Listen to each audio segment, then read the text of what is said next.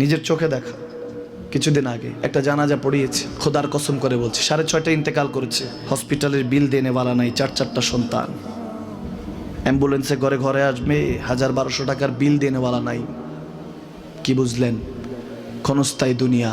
মুমিনের কম থাকলেও আমি বলি, কেউ যদি এসে বলে হুজুর একটু দোয়া করেন, খুব পেরেশানিতে আছি, আমি তার হাত চুমু খেয়ে বলি তোমাকে মোবারকবাদ, আল্লাহ তোমাকে ভালোবাসে।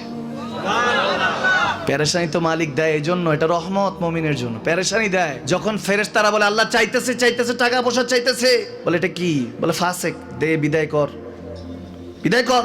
তার চাওয়া আছে, বিরক্ত লাগে, বিদায় কর, কি লাগে দে। আল্লাহ 10 কোটি দিয়েছে, 100 কোটি দে, বিদায় কর।